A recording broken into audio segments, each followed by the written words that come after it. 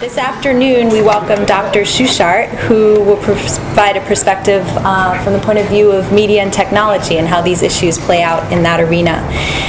Reed is Associate Professor of Communication at Wheaton College, recipient of the 2011-12 Leland-Ryken Award for Teaching Excellence in the Humanities. He travels extensively for his professional work. He traveled to 23 countries in 2013 alone, so we're very fortunate to have him here with us today. And I don't think he'll mind saying that we are also happy that he's committed to our ideals in a very practical way as father of 9 kids. And yeah, with that, we welcome you, and we're so happy you're with us.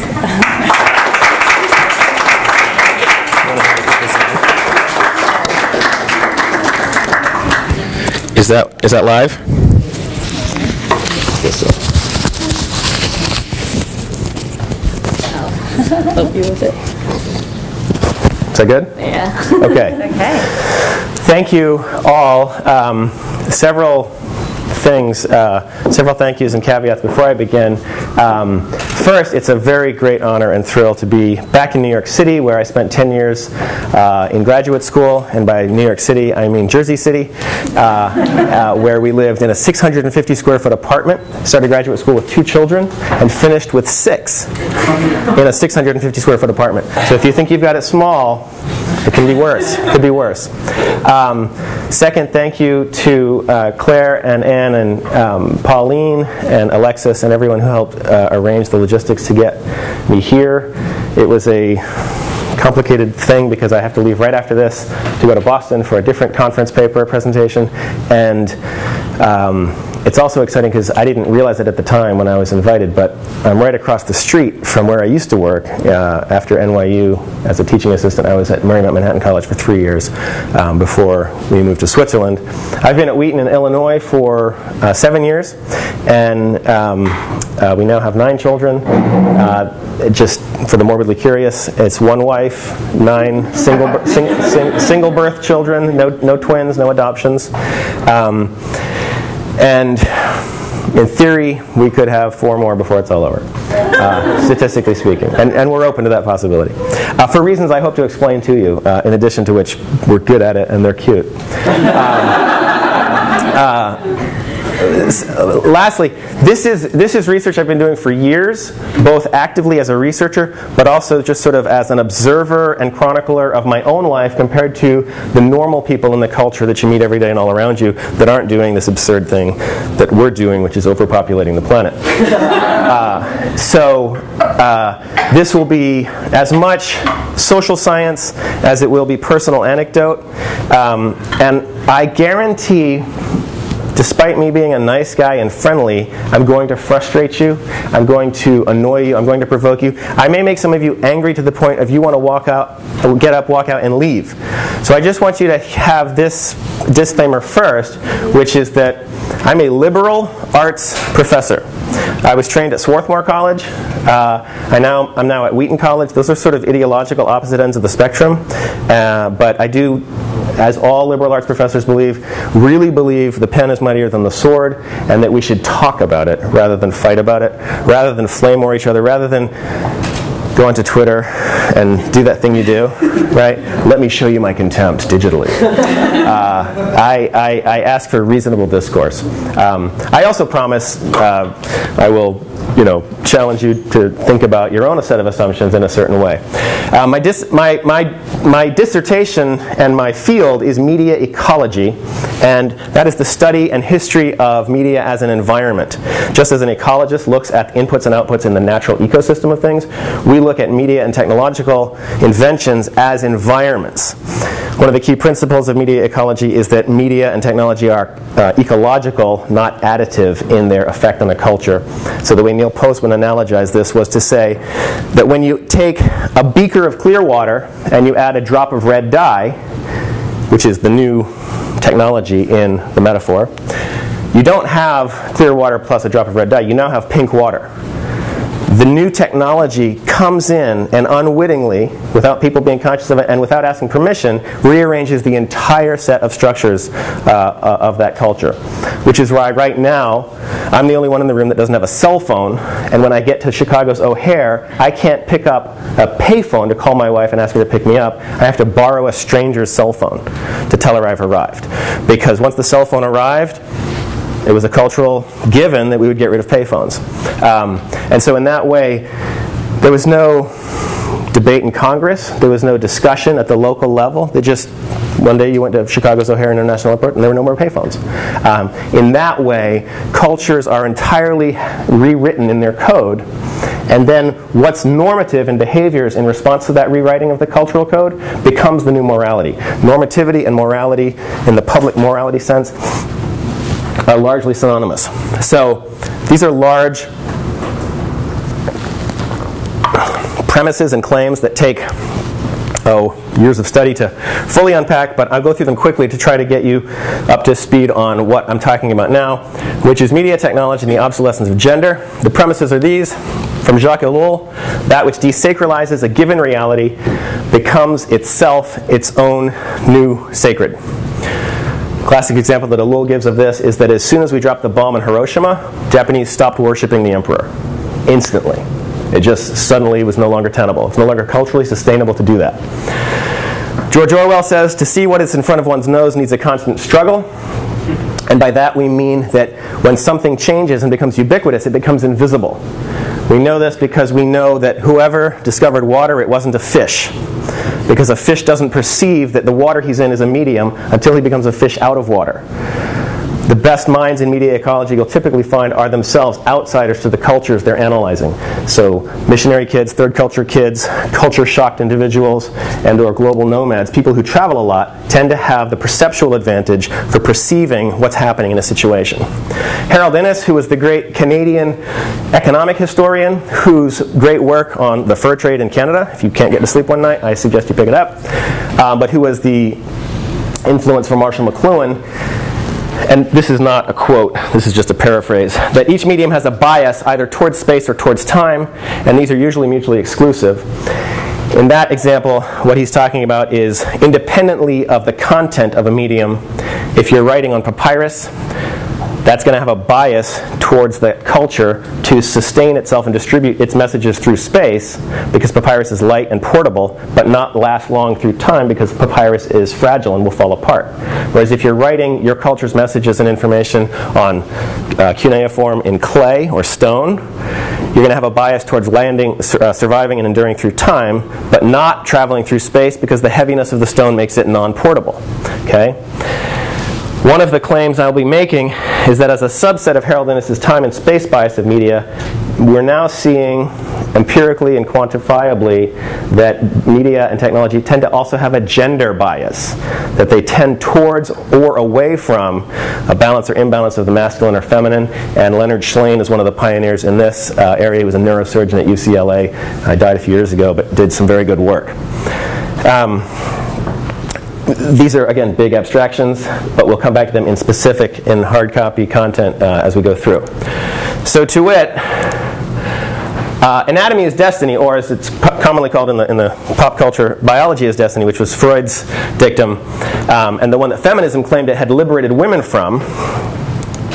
In specific, what liberated women from biology was technology, media, and global capitalism.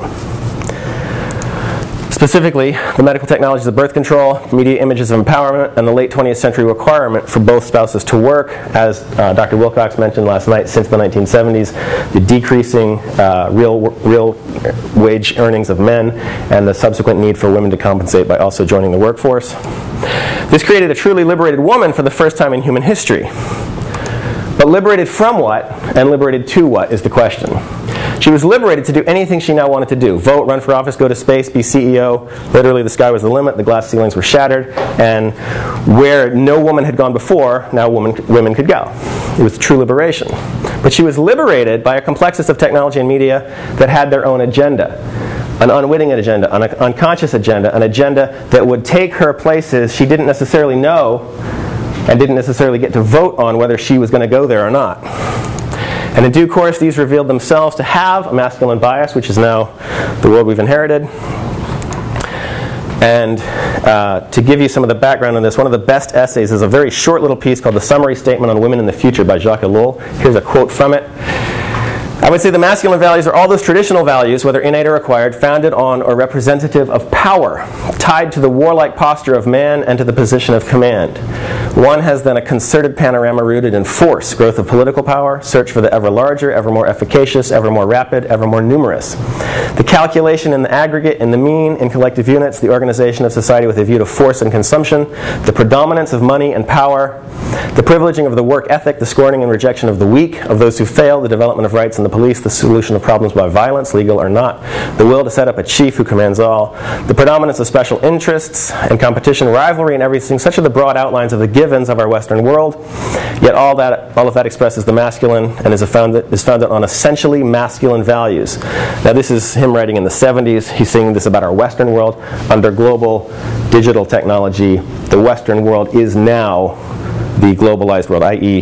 there's not an East and a West anymore. As you all know, the largest English-speaking language on the planet is China. So the fact that those values get transmitted with that technology, and that's now a global phenomena, is something I hope you see. Thesis. A woman is now free to do anything she wants, so long as she's a man about it. Okay? That is to say, the price you pay for that liberation is an embrace of the masculine.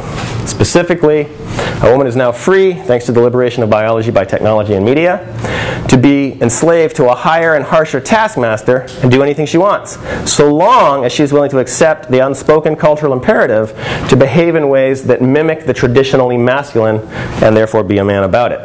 So what I'm going to do is go through specifically the 5 ways in which I think this is happening the most, and most obviously in the culture, and argue that technology is indeed a harsher taskmaster than biology ever was or could be, in presentation and relationship of the woman to herself and others, in sexuality, in dress, in speech, in carrying the future forward, which of course is something that only women can do and men are only very small participants in.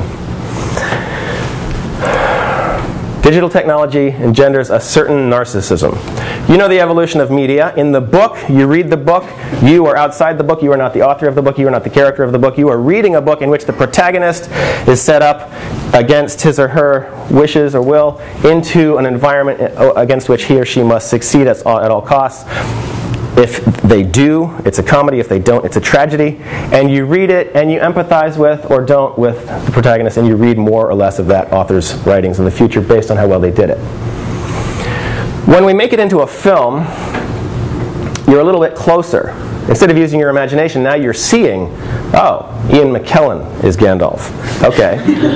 And now you're visualizing because the film medium does it. And you're also closer to it in a sort of psychic sense because you're in the theater.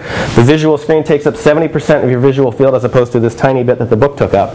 And it really kind of takes over and colonizes your imagination. And ever after, even if you didn't like that choice of Ian McKellen, you can't help but think of Gandalf as Ian McKellen, and vice versa. Then when you see Ian McKellen in another role, you're like, what is Gandalf doing in this movie? Right? And it's annoying. In the video game, you are the character. You become the character, and you and the character merge into one. You become Gandalf, you hold the spear, you ride the white pony, and you do the things Gandalf does. And of course you win the video game because you put the setting on unlimited ammunition and deathless, right? You set yourself up to win. So the evolution of media itself engenders a certain form of narcissism in that, as we go from orality to speech, from orality to writing to printing to electronic media to digital media, there's a natural evolution towards group communication to individual communication. You begin to perceive the world really is set up to revolve around you. The untweeted life is not worth living, right? The unselfied meal is not worth eating. You know that world. You live in it. Look at the names of your current media. iPhone, MySpace, YouTube, selfies, right? The language itself reveals that narcissism, reveals that me and how I feel now aspect about reality. And if it's not worth my emotional investment, why do it? Now, This changes radically in human heterosexual relationships and in homosexual relationships, about which I'm not going to speak as much, the nature and baseline operating assumption of the relationship. The old hermaphrodite model was the twin souls are born with 4 legs, they're separated at birth, and they wander the earth, and they look for each other, and they know they found each other when they discover their opposite, right? Like a friendship coin. You're like me in certain ways, but you're unlike me in other ways, and we fit together perfectly in that male and female yin-yang way that is both psychological, sexual, spiritual, etc. Now, the new model of relationship is Narcissus. Narcissus, as you know, is the myth from Greek mythology where the young man falls in love with his reflection in the pool and drowns. He dies. And this is the key thing that Marshall McLuhan points out that we often overlook when we think about this Greek myth. He doesn't die because he's in love with himself. He dies because the reflection in the pool that he sees, he does not recognize as himself. And the key psychological characteristic of the clinical diagnosis of narcissism is that you can't tell a narcissist they are narcissistic, because if they could perceive it, they would not be clinically narcissistic. In other words, the defining characteristic is that you don't see yourself that way, you just are that way. Everybody else can see it but you, okay? And you're drowning in this self. As Walker Percy puts it, the self is the smallest hole you can bury your head in. This has, of course, had a profound effect on online dating, okay, which is not a trivial thing. Maybe you're not currently on Match.com or OkCupid or Manyfish or name your favorite dating site of the week. They change so often.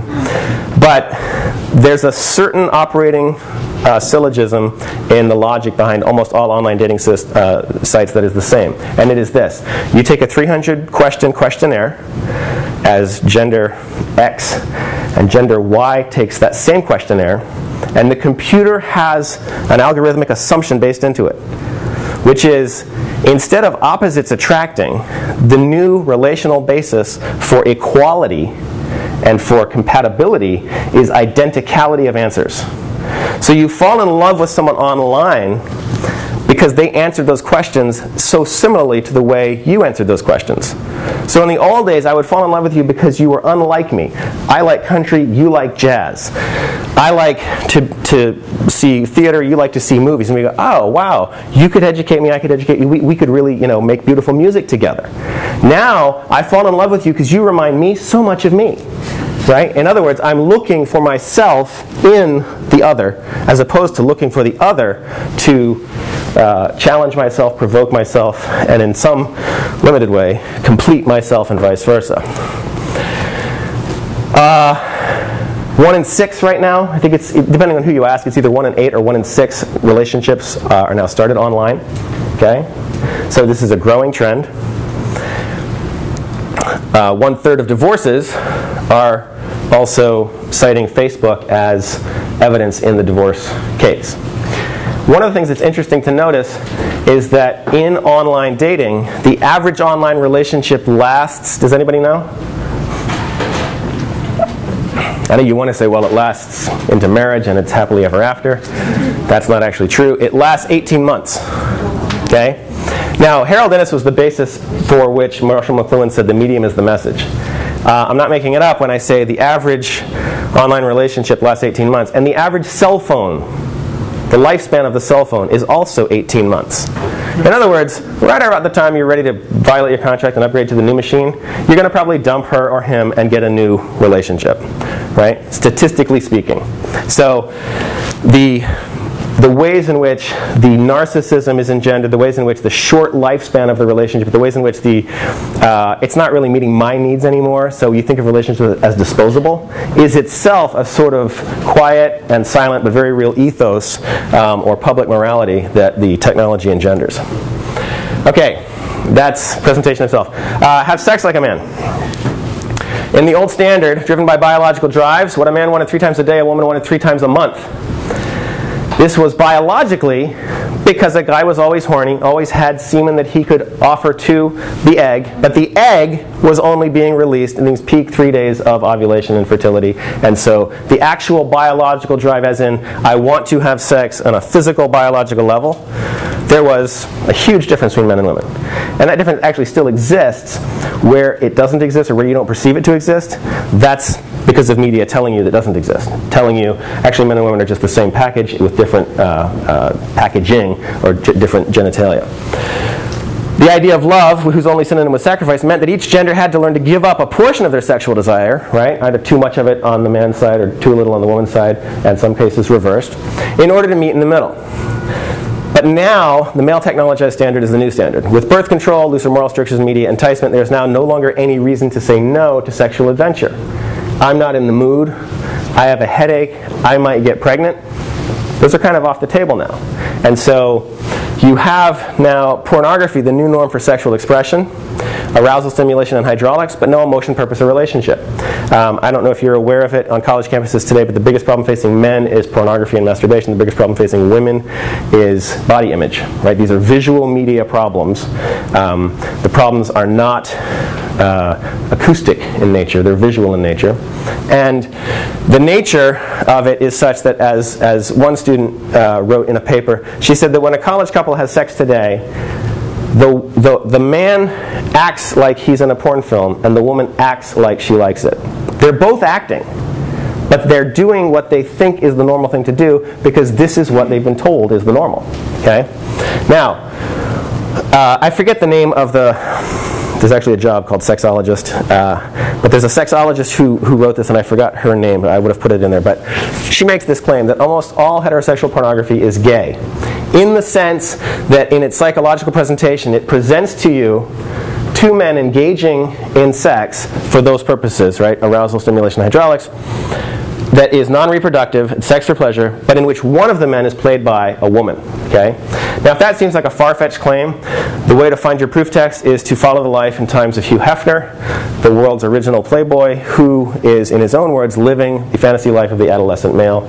And you don't think of Hugh Hefner as gay, right? Most of you? It's now on the written record by 3 or more at this point former playmates who've lived in his mansion and have come forward telling the vulgar truth of how it actually happens at the Playboy Mansion. First of all, he has sex twice a week.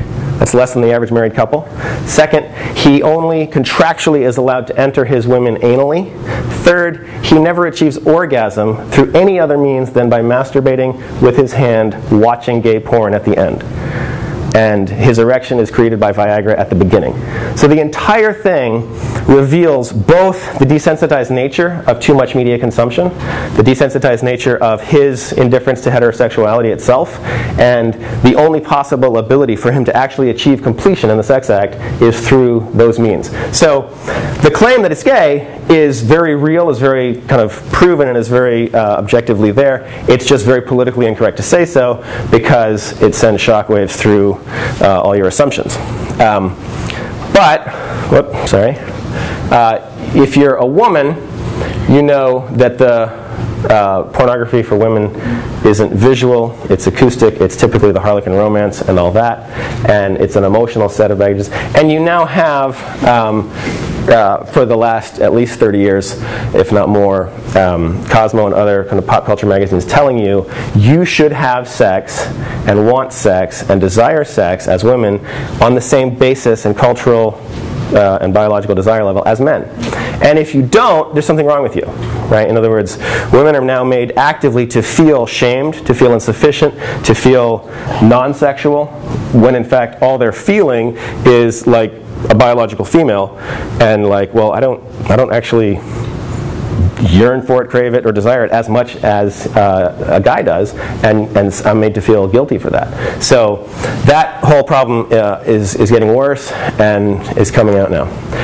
In dress, you have to dress like a man, and this is not to say that it's just that women can dress like men. It's to say that it's in a unidirectional cultural imperative, which is to say men can no longer, they're not free to dress like women. Right? Women can dress like men, but it doesn't go the other way. So if you go to a college campus today and you see a woman with long hair and a long skirt or a long dress, you know exactly who that is as soon as you see her. Who is she? Huh? She's a homeschooler. Or she's Amish and she's visiting, because she's not going to go to college. Right? I'm not making this up. This is what college students say, secular or religious campuses. Oh, if I saw that yeah, it's a dead giveaway. That's a homeschooler. I saw a woman this morning on the train. I said, "Oh, that's so funny. You're wearing a dress, and it's long. Are you going to a recital? Is there a ball? Is this a costume? Are you a cosplay person?" And she said in her New Zealand accent, "No, it's just what I'm wearing." I said, "Oh, that's really interesting. Look around you on the train platform. You're the only one." And she was shocked, and she turned bright red, and I didn't mean to embarrass her. But she didn't realize that in New Zealand it was normal for her to wear long dresses, but it wasn't in New York City. And I went up to her to ask her, because I was trying to find out, wait, is this really what you're just wearing today? And as it didn't surprise me that she was not from around here, right? Can men wear skirts? No. Only if they're Scottish, right? And if they're Scottish, they can't wear underwear underneath that, right? In other words, you know the rules. This is the Dress Barn's homepage from yesterday. Okay? You can't make that up. That's the Dress Barn. Their homepage image is a woman in pants. Do they sell dresses? Yes. What kind of dresses can you buy today, ladies? Short dresses? Yeah. For Halloween, you can be this kind of slut, that kind of slut, the nurse slut, right? In other words, you know that it's a well-established cultural meme that you can dress any way you want for Halloween as long as you're a slut, as long as it's a very short dress, right? Traditional. It used to be in every Land's End catalog or every LL Bean catalog. There were just like house dresses and long dresses that were made of denim or corduroy or something, just like for knocking around the house. And it's not that women shouldn't have the freedom to wear whatever they want. It's that those products are no longer made anymore. They don't exist. Go to the Gap after your daughters turn age 8 and try to find them a long dress. Sorry, the only long dresses we have are Christmas dresses. We don't have regular, just long dresses. Why? Girls don't wear that after age 8. Really? Why? Because they're becoming young women, and they know better. They wear leggings, they wear capris, they wear pants, they wear shorts, they wear miniskirts. Now, this is important. The historical purpose and function of dolls through all time and all cultures was always to teach the young girl how to be, towards her doll, a mother. The relationship was a psychological projection of, you see mommy raising you, and now here's your dolly, and you're going to get to raise your dolly as though you have a baby too, just like mommy has a baby. Okay? It's a beautiful thing, and when you see it, it's actually very sweet.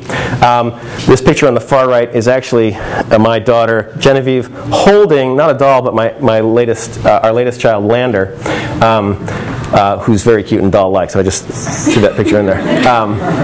But the seriousness and the pride with which a small girl will take care of her baby is astonishing. If you think you have actors in the family, talk to these girls. They really are a mother when they're in that mode. You used to have a cultural thing, and this was the best example I knew of it. This lasted up until the early 90s. Laura Ashley was a clothing store. Now there, I think, are a brand of sheets and towels you can get at Kmart. But they used to have stores in the malls, and you could get this thing called the Mother and Child Collection. And it was based in part on the assumption that a certain amount of girls wanted to grow up to be a mother. Wanted to be like their mother, wanted to dress like their mother. And a certain amount of mothers wanted their daughters to dress like them so they could come along in that way. Now, that no longer exists unless you're a homeschooler making those clothes for yourself. Okay? But it exists in the American Girl universe. Okay? And this is what's really weird about it. Because Dress Like Your Doll, which is what it's called, clothing now allows a girl to have in childhood what she can never have in adulthood. Okay? It's in a weird way programming her. Second, you see in the name, makes it clear that you are dressing down instead of dressing your doll up. It's not dress your doll like you, it's you dressing like your doll. Okay, so the direction is infantilizing, not maturing. Third, the new doll is no longer the owner's baby, but is the owner's mini-me. It encourages that narcissism. It's not, oh, look at my baby. It's, look at my replica of me in the Austin Powers, Dr. Evil sense, right? And of course, this is a reversal of the original purpose of dolls, to encourage motherhood in young girls, and a nod to Mattel. Okay? And this, if you don't know it, is a huge part of feminist history. Mattel was the introducer of Barbie. I think it was 1957. Somebody correct me if that's not the right date. This was the original adult doll for children. It actually started out as an adult, kind of a weird, kinky sex toy for German men.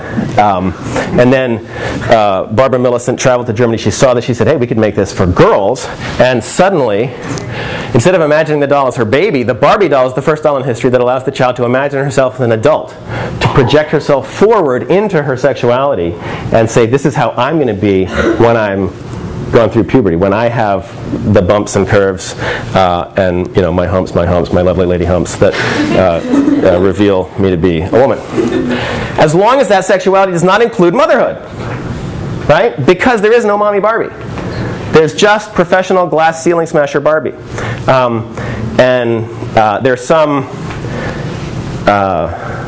There's some interesting internet memes where people have tried to make counterpoints to that, and they're pretty funny. And of course, as you might guess, American Girl has been a wholly owned subsidiary of Mattel since 1998, which means to you college students now, you're basically born into a world in which the perceptual possibility of the meaning and purpose of adult is itself just not even there anymore. It's just obliterated from your consciousness. And there she is. You too can be plastic. Talk like a man. In voice quality, vocal frying glottalization, that's a longer, more complex and subtler discussion, but it's happening, and it's essentially women lowering their voice register to sort of imitate a male-sounding voice, because it sounds sexy, it sounds like you're a smoker, it sounds really cool, and it comes out in all sorts of pop culture stars, from Britney Spears to Kim Kardashian. In vulgarity crassness quotient, that again, depending on which researcher you ask, women are swearing more than they used to, and it's becoming more and more culturally acceptable to talk like a man in that way. But more specifically in diction, which is to say in word choice, and this is interesting, women used to be, especially for instance in the American South, used to be the eloquent ones, used to be the refined ones, used to be the civilizing and domesticating effect on men. And you'd get these funny phrases that showed that difference. So what the men called the Civil War, in the Deep South they called the late unpleasantness. And you would say, that's such a nice way to put it, Walker Percy says that manners in the South serve the purpose of making sure that nothing unexpected ever happened, so that you always knew you were in a safe and reasonable universe because you followed the rules of manners. Well, that doesn't seem to happen anymore, and you get now neutered language, which is neutered, so it's sort of asexualized from the formerly feminine and masculine, but it's always kind of tipping towards the masculine side of the ledger in this unconscious way. So you don't say steward or stewardess now, you say flight attendant. It's neutral. You don't say waiter or waitress, you say server. You don't say actor or actress, you say performer. But really, in everyday speech, if you're talking about a woman, if you say steward, waiter, or actor, they're all suitable to describe the female. Right? In other words, she's an actor is a normal sentence. Whereas you cannot say, he's an actress. Right? In other words, so again, in the language we use, and Orwell makes a big point that the words we use are the thoughts we carry. In other words, thought control is primarily achieved through language control. And as I think nobody disagrees with, language is our vehicle, not just for perception and thought, but for communication, obviously. And so if you don't have a word for it, then you literally can't think it. So the medium is the message in that way too. And the formerly feminine is right out. So mother tongue, we don't say that anymore. Now you say native language. Mother earth is now planet earth. Mother nature is now nature. But male nurse is now nurse, which is a weird double reversal. Because we used to think of nurses as a woman's profession and doctors as the male profession. Now that that's not the case, it's sexist to say male nurse. So now you say he's a nurse. And people go, you mean a male nurse? No, I mean a nurse. You go, oh, okay. Got it. Here's 3 things that used to be cultural cliches that you never hear ever anymore. And if you hear them, you're probably a homeschooler. I've never heard them in 15 to 20 years. The face that launched 1,000 ships. Right? You don't hear that. And you don't hear somebody describe a woman as, oh, she's got a face that would launch 1,000 ships. Right? Like Helen of Troy. That's a compliment. The hand that rocks the cradle rules the world. We don't say that anymore. Now, the hand that manufactures the cradle right? Rules the world. Behind every great man is a great woman. To say any of these things now is to be just horribly, horribly sexist and outdated and like, what rock are you living under? Okay? But there's a sense in which the classical world, the ancient world, the medieval world, regardless of cultural place or time or religion in a sense, that the classical world knew that woman was the center. And she was being itself and being herself, around which the wheel of male desperation, energy, and activity ran, and around which all the wars were fought, and around which all men went to prison, and around which everything happened. Now, there is no center. It cannot hold because everybody's on the wheel. Everybody's busy with the doing. Okay? Now you have to make babies like a man. 1948, 1981, 1999, these are books on parenting. You notice a pattern. Cheaper by the dozen, that's 12 kids. 8 is enough, that's 8 kids. Bill McKibben's book is called Maybe One. Okay? Those chickens have come home to roost in your 21st century. In these books, The Empty Cradle, What Falling Birth Rates Threaten World Prosperity and What to Do About It, the film Demographic Winter, and then the follow-up film called Demographic Bomb. And this year, Jonathan Last's book, What to Expect When No One's Expecting, America's Coming Demographic Disaster. And again, depending on who you're reading and which sort of political ideology or slant they're giving it, Mark Stein gets into this as well, and others, they'll say things like, oh, well, this is a crisis because, white Christian culture is dying and disappearing, and the Muslims in Yemen are having 7 children per baby, right? But you don't need to be that alarmist to know that in France, since 1990, they've been advertising on billboards to have babies. That in Germany, they're closing schools. That in Russia, they're offering you $9,000 and offering you a sex holiday to go make a baby, and giving a woman 40% of her salary if she'll leave her job and stay home to raise that baby, and it's not working. That Italy is worried they won't have an Italian language in 50 years because the demographic decline is such that we have less than the replacement rate birth levels right now, which is 2.11 or 2.13 depending on who you ask. Okay, here's one way of looking at it. House size. Average single square footage of a single family residence in 1946, the year of the baby boom, was a tiny house, 923 square feet. In 2006, just 60 years later, the house had more than doubled, 2,300 square feet. Over that same period of time, the number of children in that residence gone from 3.6 down to 1.8. You should notice a pattern there. Right? A data set is boring. 2 data sets superimposed on each other? That's interesting. Any species that doubles its habitat size while simultaneously halving its offspring size in only 60 years, i.e. 3 generations in the human species, is a species at risk for extinction. Okay? That's a biological fact. More accurately, it's a subspecies, right? It's not the species that's going to go out of business. It's a language that's going to be disappeared, a culture, a race, a religion, etc., at risk for extinction. Okay? So, if you care about your thing, whatever your thing is, right, then this might matter.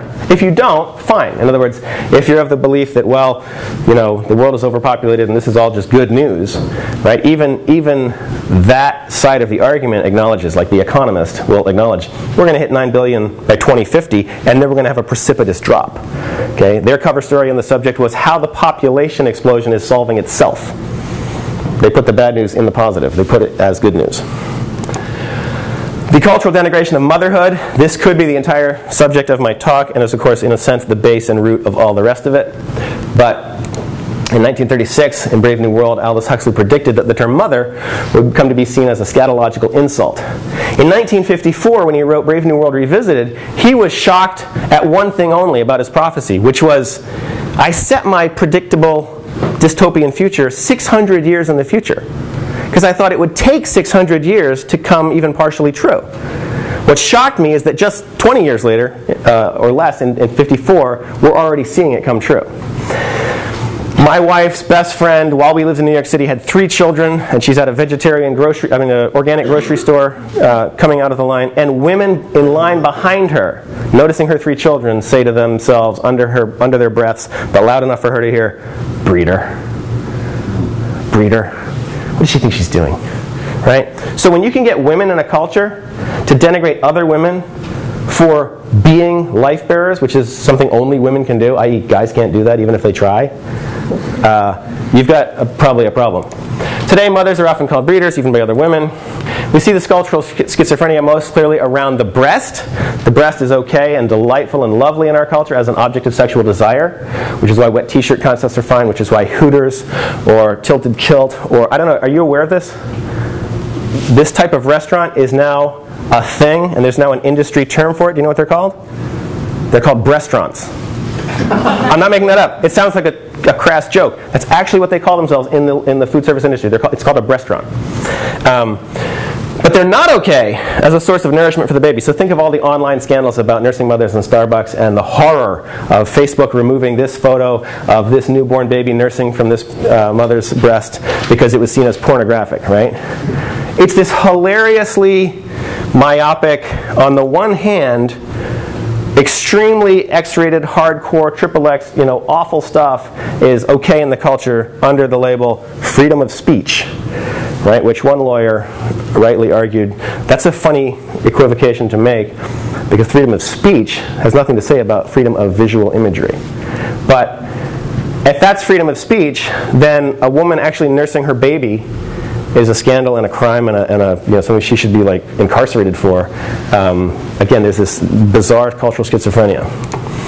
The only acceptable mother is now the MILF. I don't need to tell you what that means because you already know. The term was coined in 1995 and made a mainstream word in the 1995 film American Pie, and the adjective is MILFy. And so, the solution to this, according to Sheryl Sandberg and others, is that modern technology companies like Facebook and Apple now pay for women to freeze their eggs. So to solve this problem of a woman who has a biological clock that's ticking and whose fertility rate drops precipitously after age 35, but who doesn't achieve economic parity or equivalence with a man until her mid-40s in her career, we're going to let women now do something that they already don't want to do, which is have children later and later than ever. I can tell you from personal experience, having a child at 24 is a lot easier and a lot more fun, no matter how rich or poor you are, than having one at 44. I have one now who's 6 months old, and I'm not as capable of bending over, of picking him up, of cuddling and snuggling and playing with him, of turning him out in the pool and throwing him into, the water. Which Brad taught me to do last night. Right? So, I've also been in the room, present, when my wife is giving birth at a midwife center and a woman is giving birth to her first baby in her 40s. And I can tell you from personal experience, it is a world of difference to give birth to your first child if you're the woman at age 24 than at 44. And if you look nationwide, again, this could be a whole other discussion and conference and subject, but if you look at the C-section rate in hospitals, it's gone up from the national average of what actually was medically necessary to save the life of the woman and or the baby. It was about 5%. It's now standard for hospitals to have a 50% C-section rate. And we were in last year on the 23 countries that I got to see. One of them was South Africa, where we actually had a checkup for the pregnancy. And the doctor we visited said in Cape Town right now, at the hospital he works at, there is a 100% C-section rate. All births are programmed.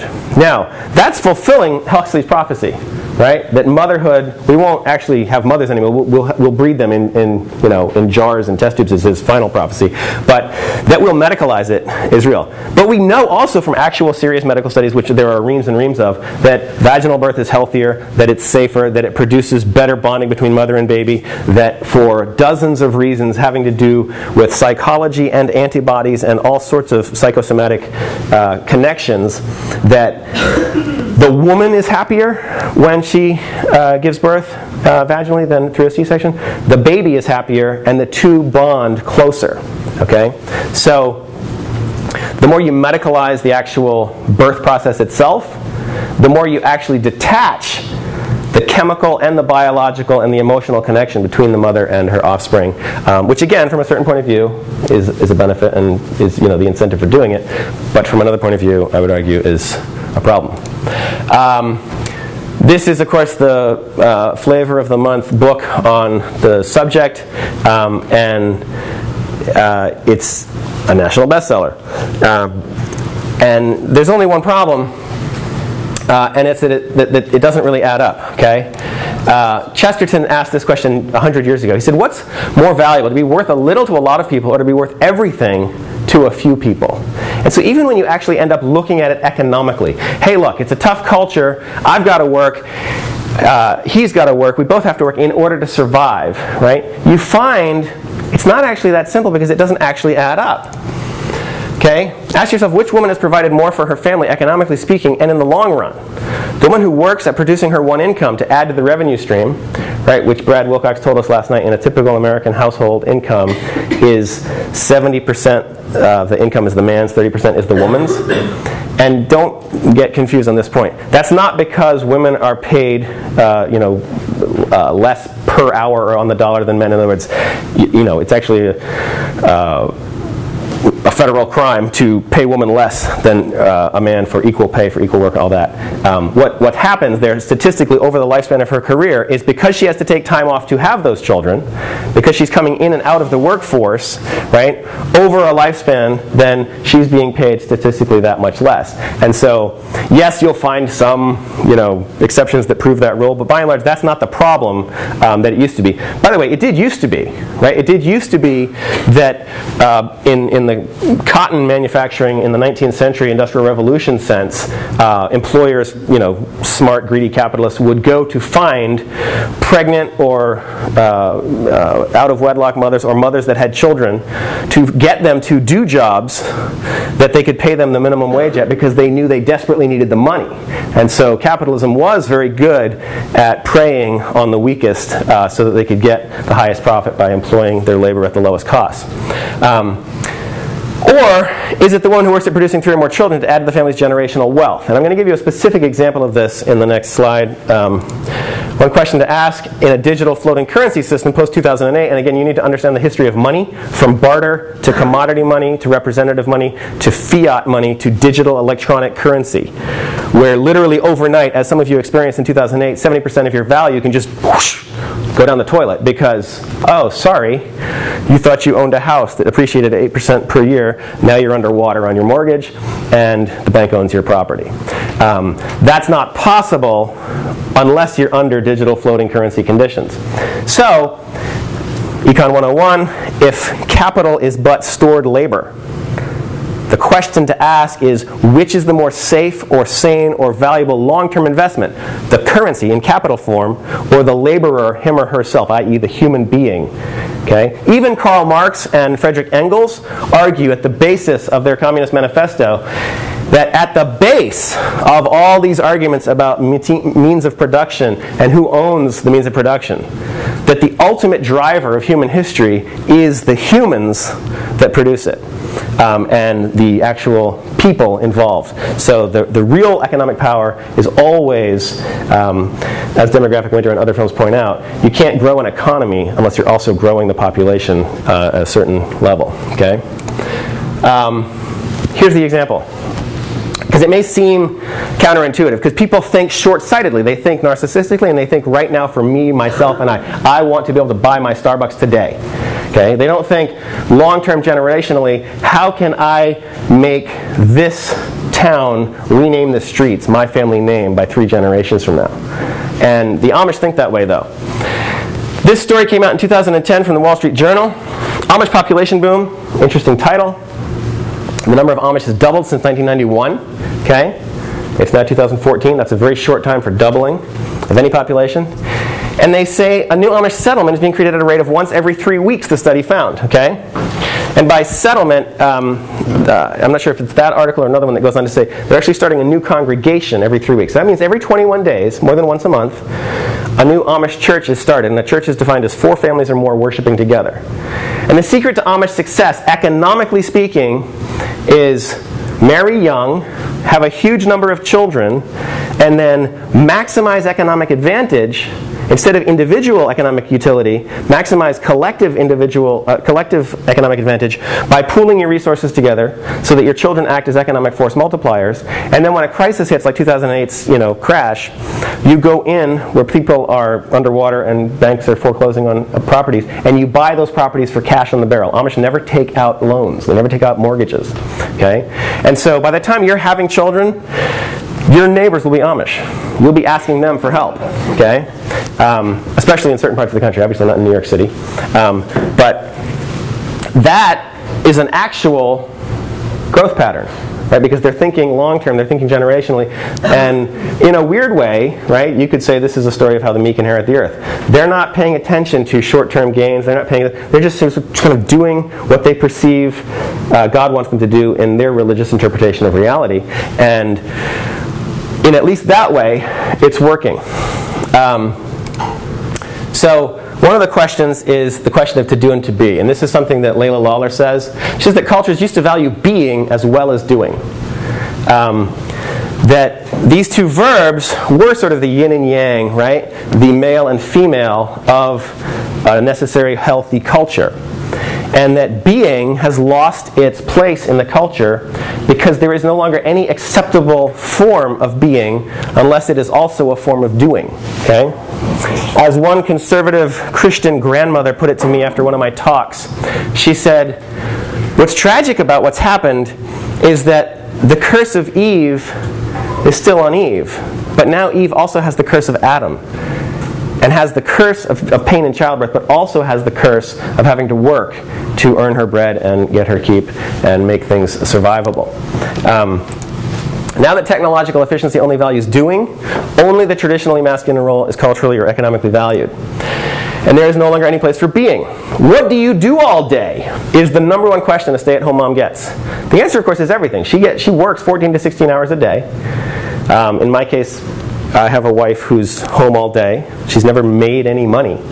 But she works twice as much and twice as hard as I do. She just doesn't get paid for it.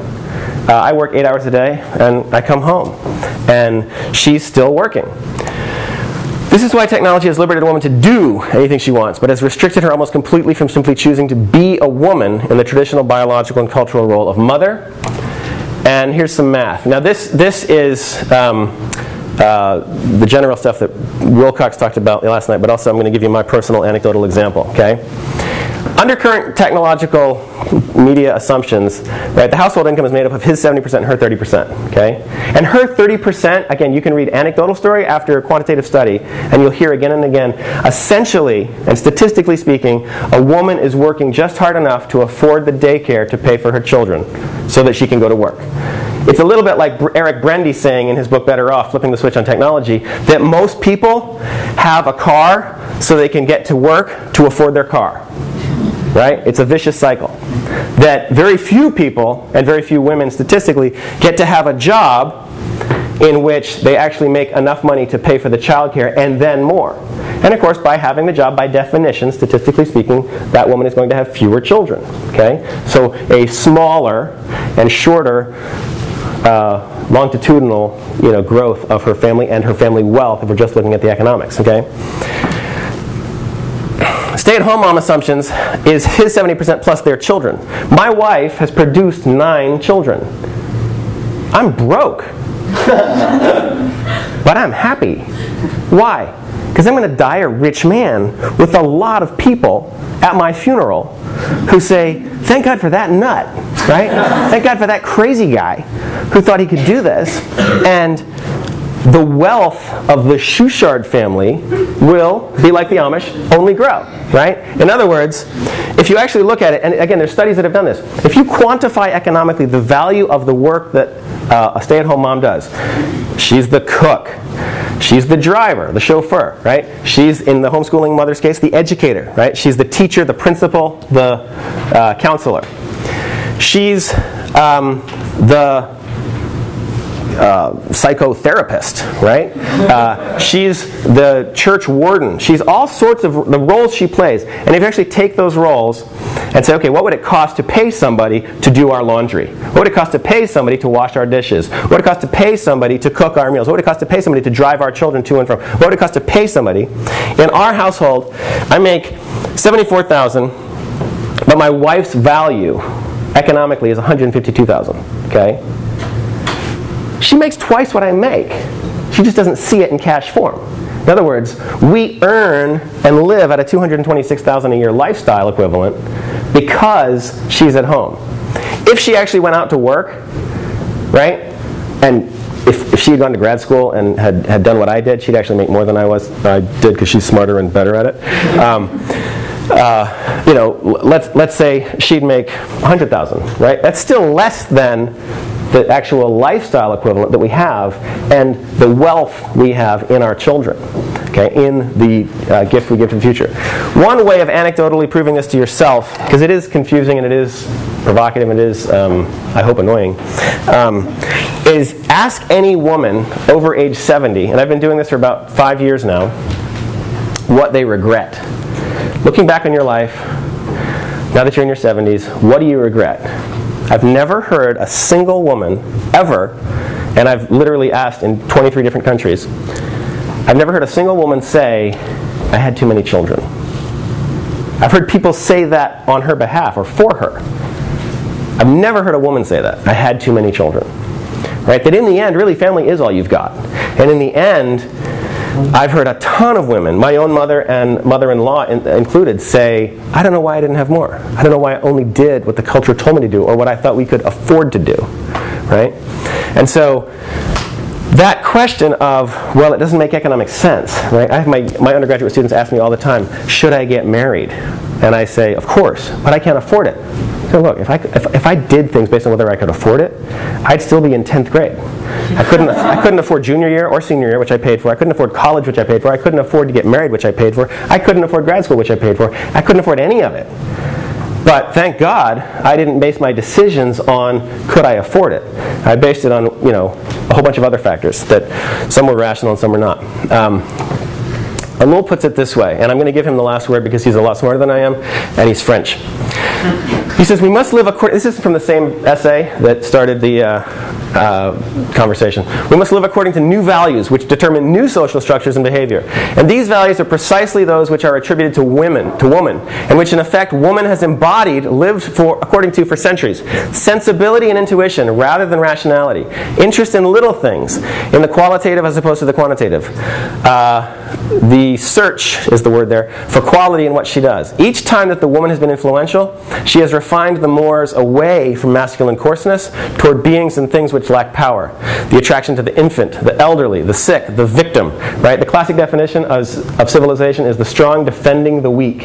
Okay? It's often the woman that actually, in Alul's argument here, promotes that. It is not enough to say that she has a good heart. It is much more than that. It is effectively a value directing her life.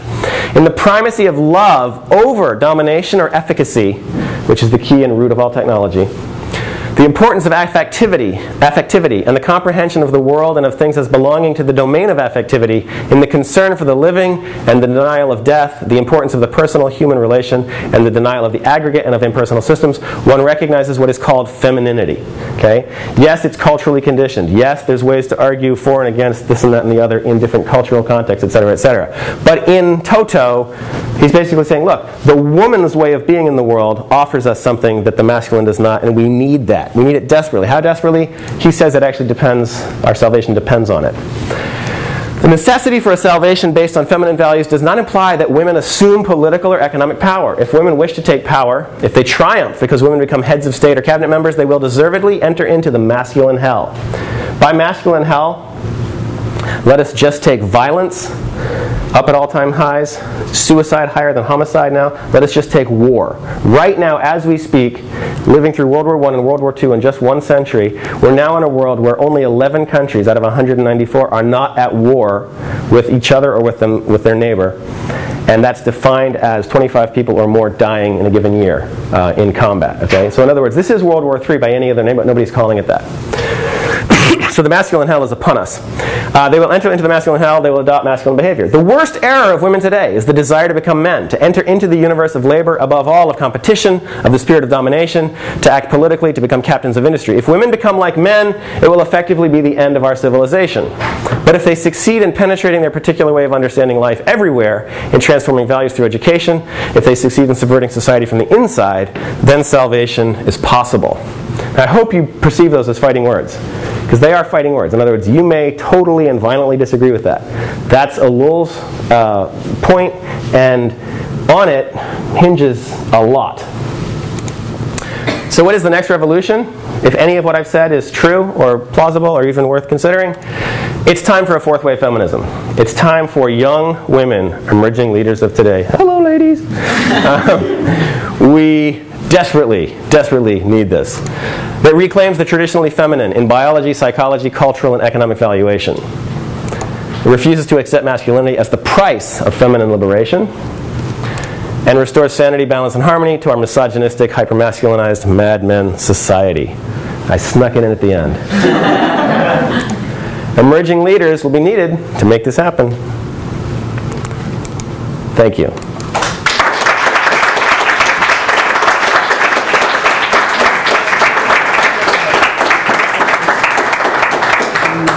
Okay, you may throw tomatoes or ask questions.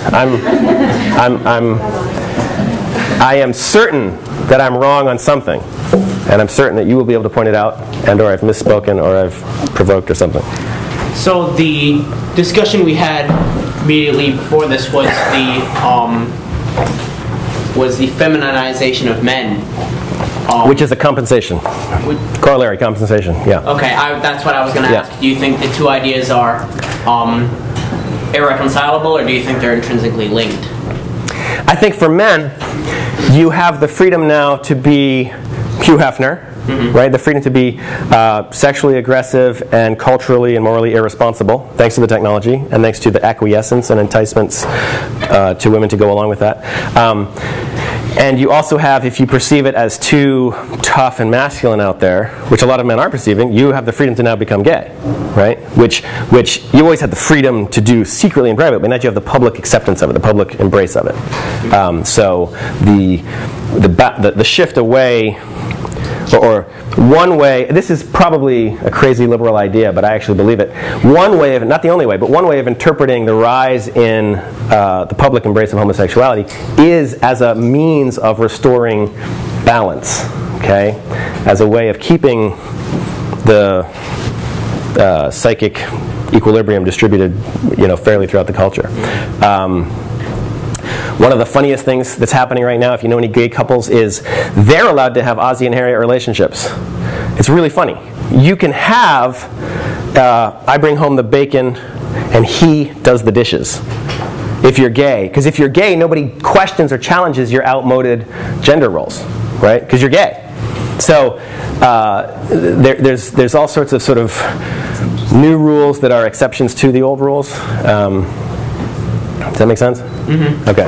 So to kind of, for lack of a better term, fix the problem that we've got where men are becoming women and women are becoming men,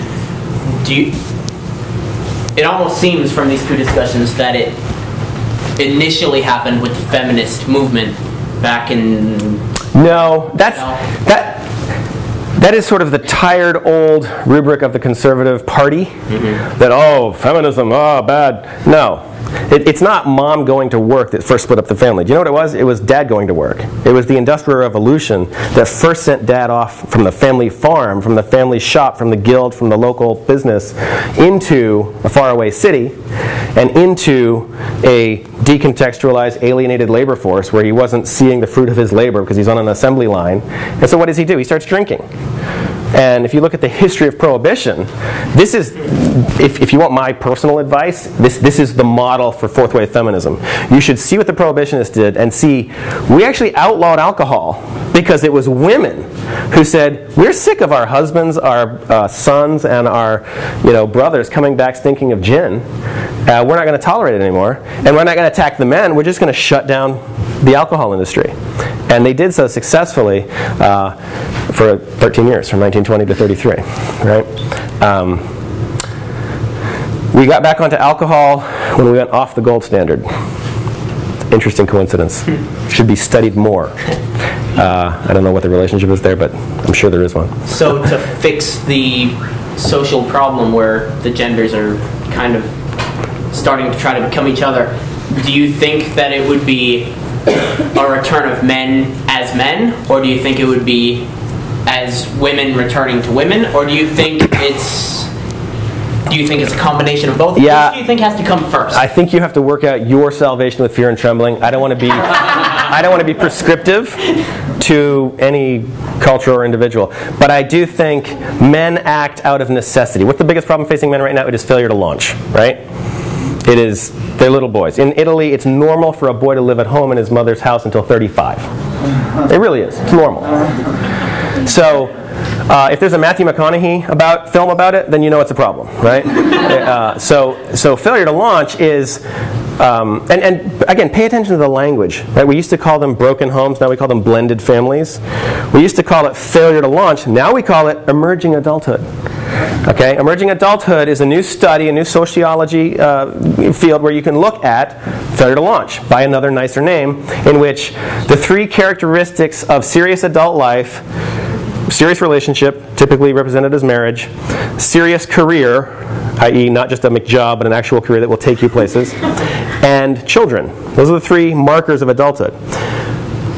More and more and more, it's harder and harder to get people to enter into adulthood until later and later and later. So now it's typical to not enter those things until you're in your 40s. I have a friend who's entering fatherhood at 50. And it's blowing his mind. And I think, boy, if you had done this earlier, so much would have been different. So yeah, in other words, all I want to point out is the imbalance. How you restore the balance, good luck. Other questions or comments? Yes? I'm wondering about sharing roles, because it seems very much that in this discussion we're talking very much about the man going back to the workplace, or the man going back to being the breadwinner, and the woman going back to the home. And I wonder if that will just repeat the cycle, that the man will go off to work and he will be disconnected from the family. He will go. I feel like it's a repetition. It's like repeating the cycle. No, it's not, nor am I promoting that. Under digital conditions, you can actually return to secondary orality in Walter Ong's sense, and you can actually return to basically biblical conditions where both, I mean, it's interesting, if you look at Proverbs 31, the classic Proverbs 31 woman, she's not a non-contributing member of the economy of her household. She's buying and selling real estate, right? She's actively engaged.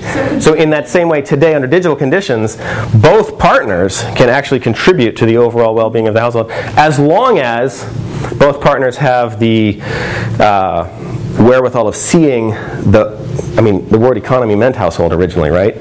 That the good of the smallest unit of good should be the group of the household, not the individual, okay? So my individual satisfaction and my emotional relationship to my career and my little selfies and my little me, you know, as the comedian talks about, beware the me monster.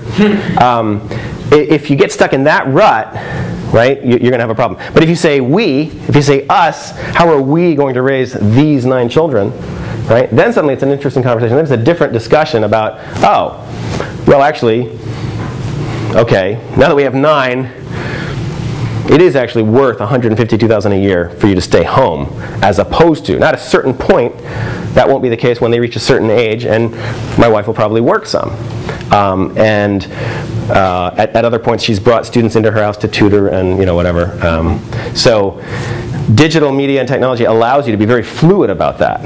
And I think, again, in the nature of your relationship with your partner, you have to figure out what are your strengths and weaknesses, and how can you act in such a way that maximizes that while also giving you time to do it.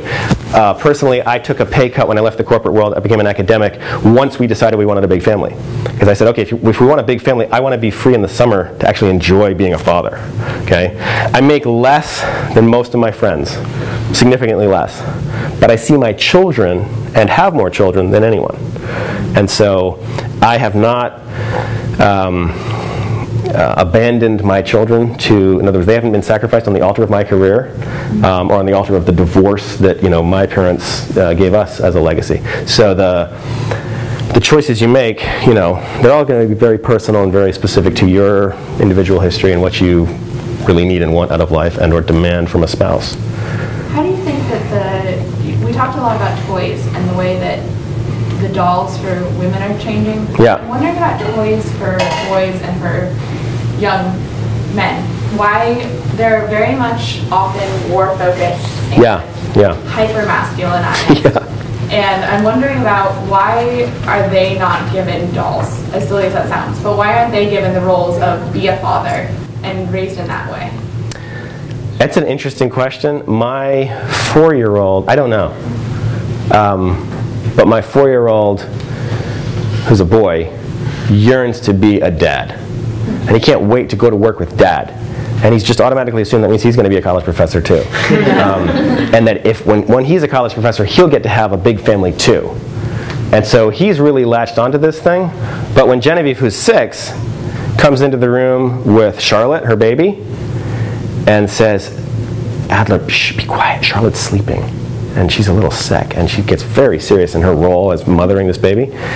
Adler just is like a typical boy. He's like, well, I'm going to go upstairs and play with, Hot Wheels.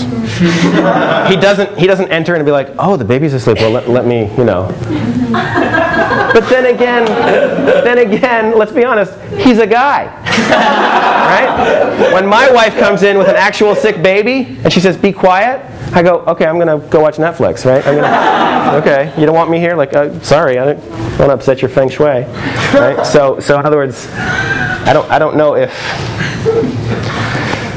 I change diapers, I wash dishes, I can, be as domestically helpful as possible, but it's not, when we got married, I was a better cook.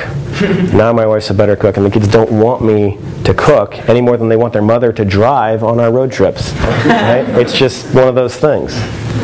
So I think you have to find what you're good at and what your partner's good at, and go, okay, you're good at this, I'm good at this. Let's make sure we do this most.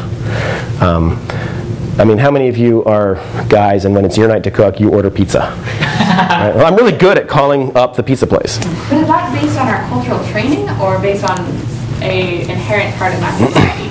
You mean like laziness and indifference? There's part of that, There's part of that, but then there's part of, I don't know, when I was younger, I was made to cook meals, my older brothers were not.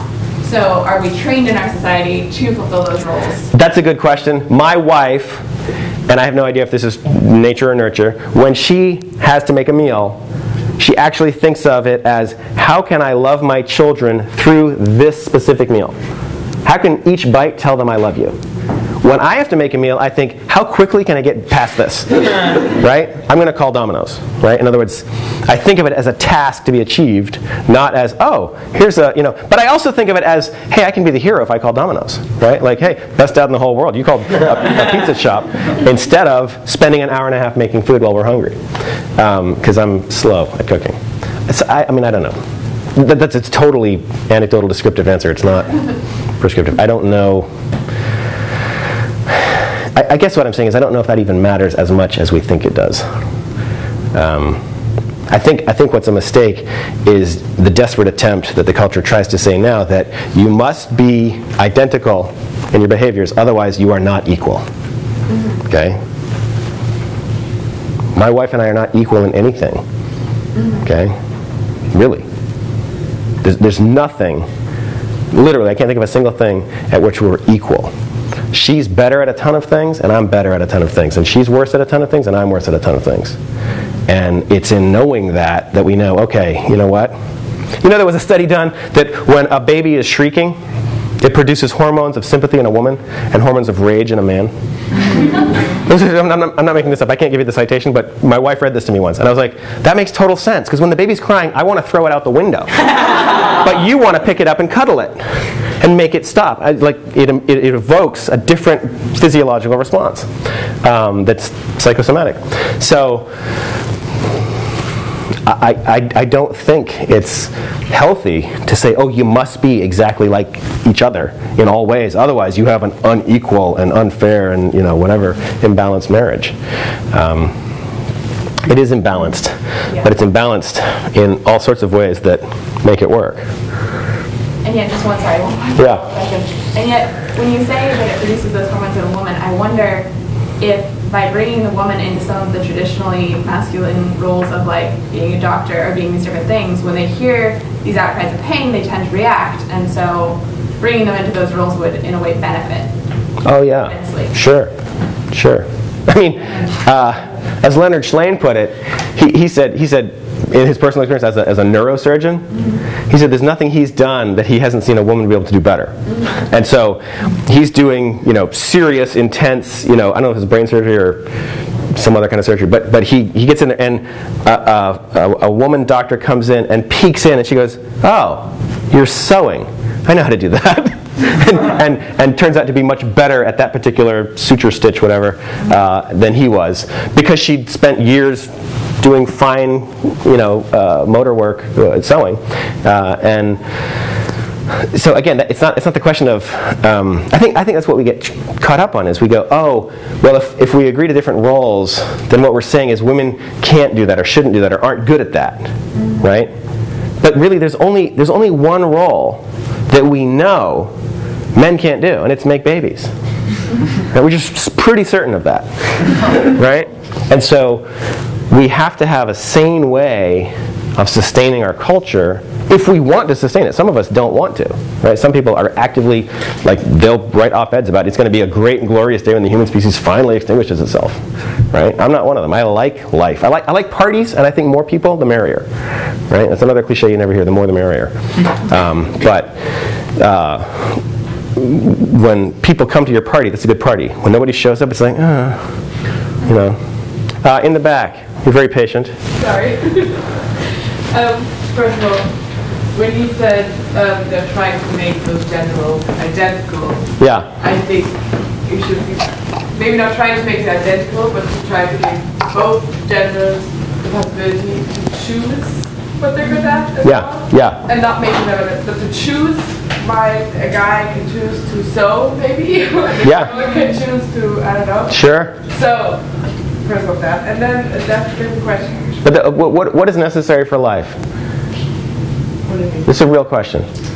You need air, water, shelter, food, love. Oh, and you need to be alive, right?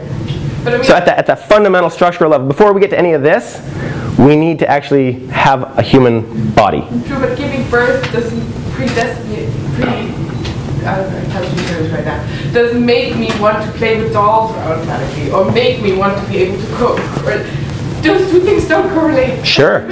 Like I said, I was a better cook when I got married because I was raised by a woman cooking.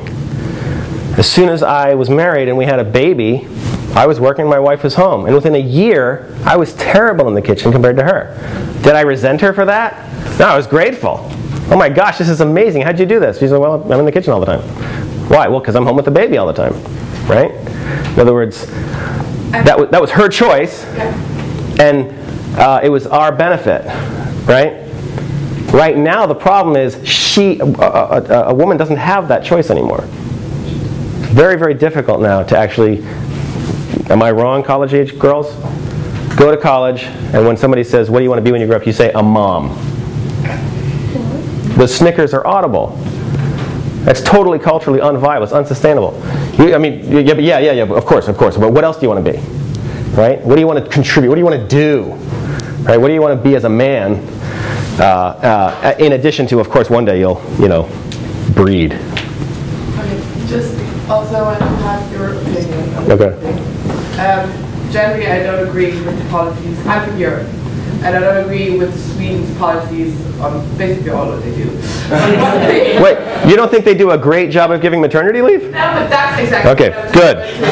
We agree on something. Because they say they give 480 days to parents, like paid paternity leave. Yeah. And 60 of those, 60 of those days are reserved just for the dads. And if the fathers don't take them, they just fall away. Yeah. What do you think about that? About that specific part about the 60 for the men? Just generally, if this is... Oh, I think it's great, because what it really means is, I mean, just like a church and a tithing system, it's just a system of redistributing the wealth, right? So those 480 days means, through the tax system, right, we're going to distribute the wealth, and we think children are important. In Germany right now, I think maybe it's the same in Sweden, but in Germany right now, there's handicap parking closest to the entrance to the stores, and there's new mother parking, pregnant women or newly delivered women. So you're culturally valued. But well, you've got a baby in Australia, you want to get inside the cold weather? Yeah, of course you should get the premier parking space. So we choose to do that as a culture. Not here in America, unless you're at Babies R Us. That's the only place I've seen it. But in the same way that I pay $3,000 a year for a public school system I never use, but am happy to do so, right? Because I know it's a great luxury to be able to homeschool my kids, and I know not everybody can afford that luxury. So I don't mind my money going to that. In the same way, I think it's great that Sweden has decided we think children are a good thing and we should all contribute to people who can have children, even though not everybody can. Right? I don't resent, I never would have voted for the politicians that would give me the tax voucher for get my money back, right? Because I think, well, essentially because I think the gospel in the book of Acts is much more of a communitarian approach than an individually utilitarian approach. But I also think that this policy just supports the whole idea that educating your children is not a thing that one parent does, but it's something that you do together from the beginning to the end. And even if the mother gives birth, it's not something you can do at will. Yeah. Well, when we get the technology where the guy can nurse that baby for 60 days, I'll be all for it. Right? But until then, I think, you know what, we should give the majority of these days to the woman. Because I don't think it's imbalanced, if that's what you're saying. No, I'm not saying it's imbalanced. Okay. I'm saying that if you, what she said as well, that if you say, okay, women should have more of a choice to stay at home and men should continue just staying at work, that might perpetuate the old-fashioned idea that it's just one parent that should educate the children. But in this case, I think this whole attitude might support the thing that parents should educate their children together and not just the mother. Yeah, well, we certainly do that as homeschoolers. You know, they both do. Right now, college students, do you have, because this was a cliche when I was in college 20 years ago, but I no longer hear this either, she's just here for her MRS degree. That phrase, I don't hear that at all. In other words, I'm just here to find a husband to support me so that I can be a mom. No girl that I've seen in 14 years of teaching has ever said that, articulated that, or secretly whispered it to me like, well, actually, what I'm really here for is. It's just not, possible anymore. There's no longer a home economics major, right? Though my wife has figured out how to make $152,000 through economically advantaging our home in like services, there's no major for that. There's no way to learn that but School of Hard Knocks, which is a great educator.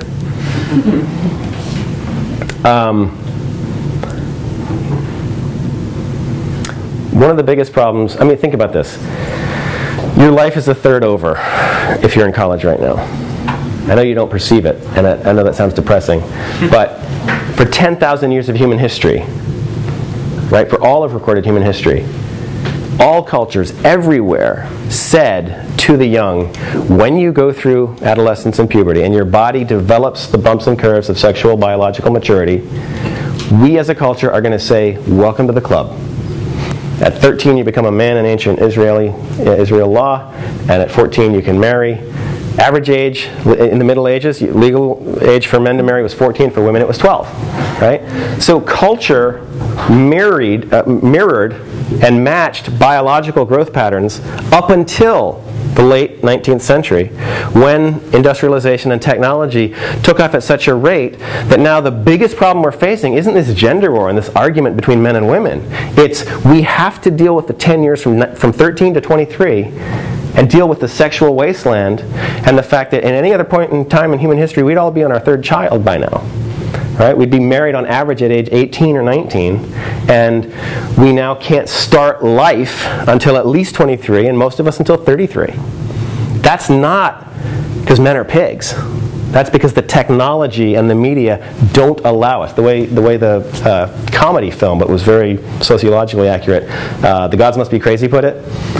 They said now modern man has to put his children into 20 years of schooling just to learn how to survive in the hazardous habitat he's made for himself.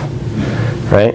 And that's the real problem. The real problem is if we could stop arguing about, oh, boys and girls and men and women, and acting like it's just a gender war, when in fact we have a collective problem, and it's the technological progress we've made, and it is killing us demonstrably and measurably. And how are we individually and in small communities going to fight that and resist that and be what Neil Postman calls loving resistance fighters?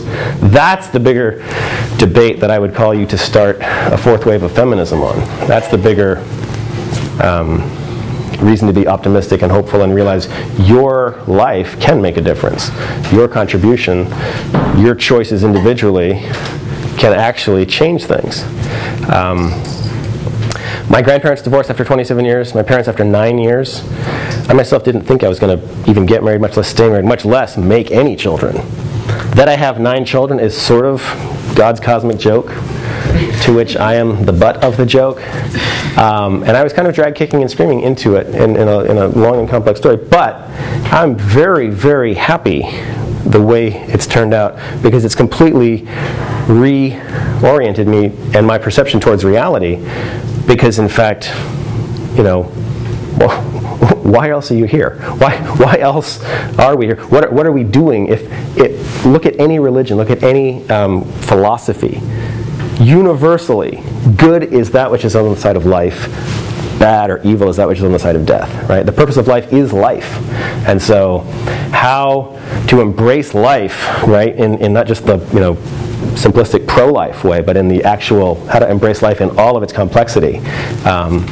In a culture of death, in a culture of total economic utilitarian efficiency that is hyper-masculinized in its assumptions and biases and outcomes, that's worth throwing your life's energy into. And I know there's not many that are up for that. Especially because the more we technologize you, the less you believe in any transcendent narrative. The more we technologize you, the less you believe in God. And God and religion is really the only reason that you would have children. Because economically, they're an expense, right? They're a liability, not an asset, in the short-term economic sense. And so to perceive them as embodied souls, to perceive them as actually valuable in an ultimate sense, that takes the work of religion to do, and the technological media that you have is actually decreasing your religious sensibilities.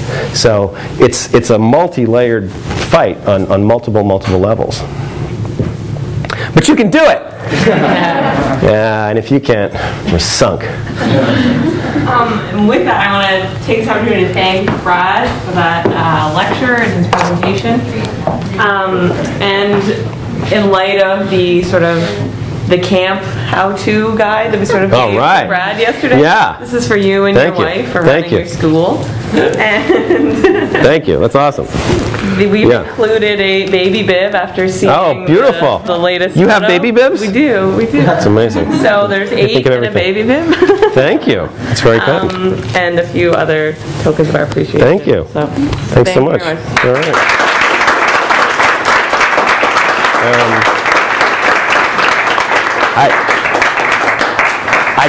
I didn't put it on the screen, and I apologize. But if you didn't want or have the courage to attack me in public, or you want to ask a deeper, longer, more complex question, or give me complicating or refuting evidence, I am writing a book, and I'd love to use and hear from you. My email is read.schuchardt@wheaton.edu. If you go to the WYA page, you can learn how to spell my name. And if you Google that name, you'll find my Wheaton page in the email.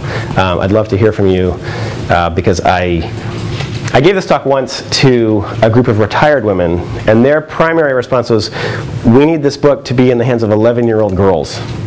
Because this is the kind of thing that if you know this before, just as you're entering puberty, you can actually do something about. But in a way, they said, these are retired women saying this, in a way, college girls, it's already a bit too late. And I thought, wow, I've never thought about it that way, because I didn't think about it that way at all when I was that age. But, you know, I would like this book to be actually useful and actually life-giving to those who want to lead a very countercultural life and fight for the good of the group rather than their individual good. And so any feedback, positive or negative, with 9 children, I'm very good at receiving constructive criticism.